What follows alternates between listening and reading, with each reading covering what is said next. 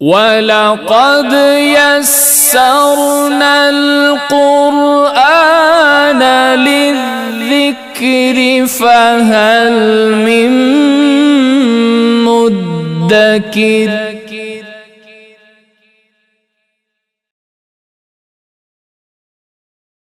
بسم اللہ الرحمن الرحیم۔ سورہ بقرہ کی اگلی آیت ہے آیت نمبر 17، آیت نمبر 17۔ ترجمہ ہے کہ ان کی مثال اس شخص کی طرح ہے جس نے آگ روشن کی، اور جب اس کا ماحول روشن ہو گیا تو اللہ نے ان کا نور بصارت سلب کر لیا اور ان کو اندھیروں میں چھوڑ دیا کہ وہ نہیں دیکھتے۔ اب دیکھیے، اس سے پہلے منافقین کے عیب بیان کیے، اب ان کو اور زیادہ ظاہر کرنے کے لیے ایک مثال دی گئی ہے، اور مثال دے کر یہاں پر سمجھایا جا رہا ہے۔ جیسا کہ مثال سے مشکل بات بھی ہو تو اگر مثال دے کے سمجھائی جائے تو وہ آسانی سے سمجھ آ جاتی ہے، تو بس یہاں پر بھی آسانی سے سمجھانے کے لیے مثال دی جا رہی ہے۔ اب دیکھیے یہاں پہ مثلہم، مثل کے لغوی معنی ہے مثل اور مانند، لیکن اصطلاح میں اس مشہور کہاوت کو کہتے ہیں جو عجیب چیز کے لیے بیان کی جائے۔ اب یہاں پر اس کے جو معنی ہے وہ یہ مراد ہیں، چونکہ دلائل سے فقط عقل مند جو ہیں وہ بات سمجھتے ہیں، مگر مثالوں سے بے وقوف بھی بات کو سمجھ جاتے ہیں۔ اس لیے قرآن پاک اور احادیث شریفہ میں بے شمار مثالیں بیان فرمائی گئی ہیں۔ توریت اور انجیل تو مثالوں کی پوری صورتیں تھیں جن کا نام سورۃ الامثال تھا۔ کمثلی، اس میں کاف زیادہ ہے کیونکہ کاف کے معنی بھی مثل ہی ہیں۔ آیت کریمہ کے یہ معنی ہوئے کہ منافقین کی عجیب حالت ان لوگوں کی حالت کی طرح ہے۔ الذی، جو استوقدہ نارا، استوقدہ وقود سے بنا ہے جس کے معنی ہے آگ بھڑکانا، اور اس سے شعلے نکلنا، ایندھن کو بھی اسی لیے وقود کہتے ہیں کہ اس سے آگ بھڑکتی ہے۔ تو مطلب یہ ہوا کہ ان لوگوں نے خوب تیز آگ جلائی اور اسے خوب بھڑکایا۔ نارن، نور سے بنا ہے جس کے معنی ہے تڑپنا اور حرکت کرنا، چونکہ آگ میں بھی تڑپ اور حرکت ہوتی ہے اسی لیے اسے نار کہا جاتا ہے۔ پھر چونکہ آگ میں روشنی بھی ہے اسی لیے روشنی کو نور کہہ دیا گیا ہے۔ فلما اضاءت، اس کے معنی ہے تیز روشنی، نور،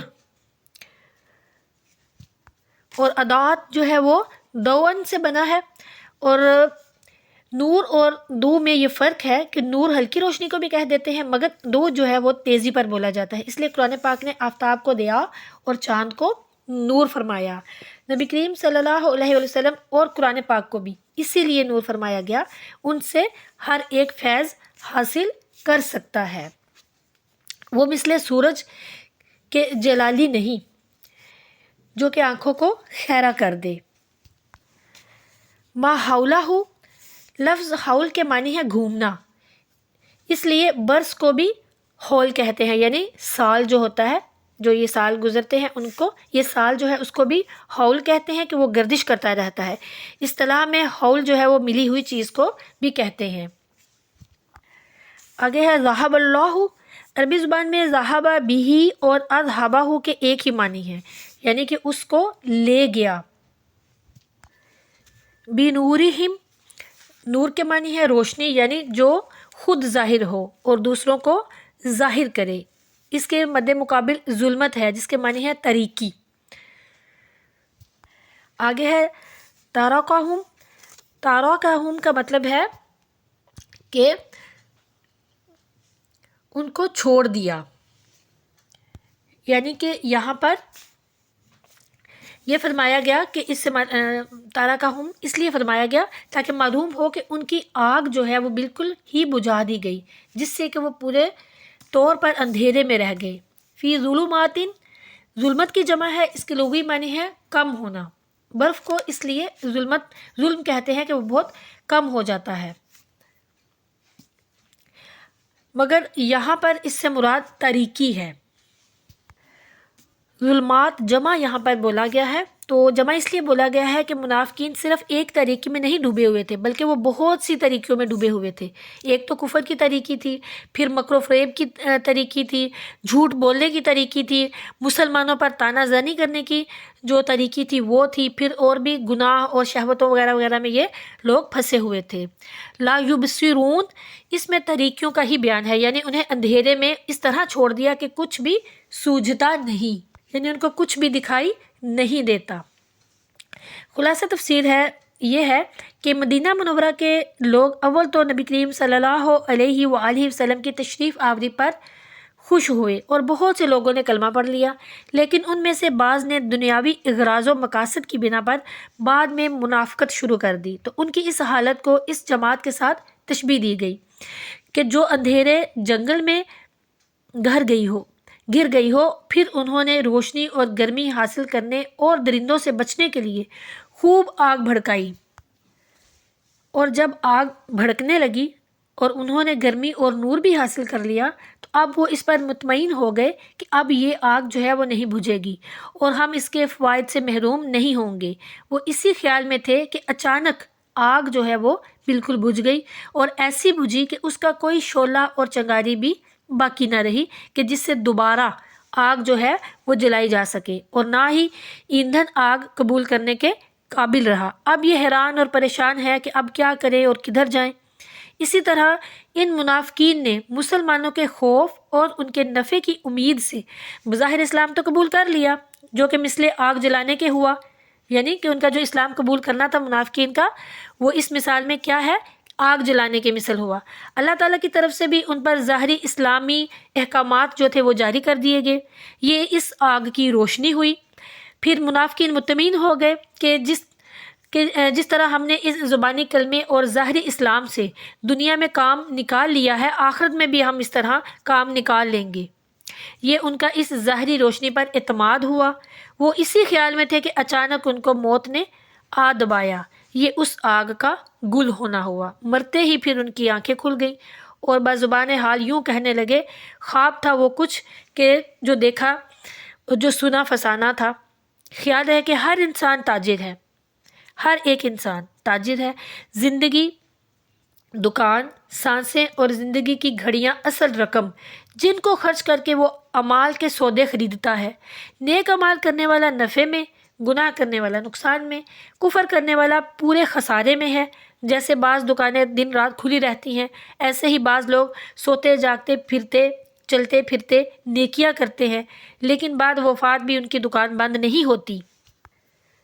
لیکن مرنے کے بعد جب قبر میں پہنچتے ہیں تو معلوم ہوا کہ ان کا ظاہری اسلام کا جو چراغ تھا وہ اب یہاں پر کام نہیں آ سکتا، یعنی دنیا میں جو بھی انہوں نے ظاہری طور پر نیکیاں اور بڑے نیک اعمال کیے وہ سارے کے سارے ضائع ہو گئے۔ اب وہ سارے جو بھی اعمال ہیں وہ یہاں پہ اللہ تعالیٰ تو سب کچھ جانتا ہے، تو وہاں تو نہیں کام آ سکتے ان کے یہ سارے کے سارے اعمال۔ تو اب یہ ہے کہ اب جب وہ مر گئے اور اب انہوں نے دیکھ لیا کہ اب وہ ظاہر سی بات ہے منافق تھے، ریاکار تھے، اب وہ مر گئے، اب تو نہ وہ واپس آ سکتے ہیں دنیا میں کہ وہ واپس آئیں اور دوبارہ سے آ کر خالص نیت کے ساتھ نیکیاں کریں۔ اب دیکھیں کہ اس آیت سے ہمیں کیا سبق حاصل ہوا، کیا فائدہ حاصل ہوا۔ ایک یہ کہ جو چیز نام و نمود کے لیے ہو وہ دنیا ہے، اور اس کا فائدہ جو ہے وہ عارضی ہے، اور جو چیز اللہ تعالیٰ کے لیے ہے وہی عین دین ہے، اور اس کا فائدہ جو ہے وہ لازوال ہے۔ جو نماز روزہ دکھلاوے کے لیے ہو، ریاکاری ہو، وہ بالکل دنیا ہے، اور جو دنیاوی کاروبار بھی سنت پر عمل کی نیت سے کیے جائیں وہ دین ہے۔ اب دیکھیے کہ منافقین کے سارے اعمال دنیا بن کر رہ گئے۔ دوسرے یہ کہ کوئی شخص اپنے ان اعمال پر بھروسہ نہ کر بیٹھے جب تک کہ اس کو خاتمہ بالخیر میسر نہ ہو جائے۔ اس جگہ اعمال کی بہت ڈکیتیاں ہوتی ہیں، یعنی کہ جب تک انسان کا خاتمہ نہ ہو جائے اور وہ بھی ایمان پر، تب تک جو ہے وہ شخص کو بالکل بھی نہ تو بھروسہ کرنا ہے، نہ آرام اپنے اعمال پہ، اور نہ ہی اس کو آرام سے بیٹھنا ہے، بلکہ اس کو مسلسل اللہ تعالیٰ سے دعا کرنی ہے کہ اس کا جو خاتمہ ہے وہ ایمان پر ہو، کہ جب آخری وقت ہوتا ہے اس وقت بھی شیطان گمراہ کرنے کے لیے آ جاتا ہے۔ تو اللہ تعالیٰ ہمیں آخر وقت جو ہے اس وقت شیطان کے شر سے بچائے، اور اللہ تعالیٰ ہمارا جو خاتمہ ہے وہ بالخیر فرمائے، ایمان پہ زندگی اور ایمان پر ہی ہمیں اللہ تعالیٰ موت عطا فرمائے، آمین ثم آمین۔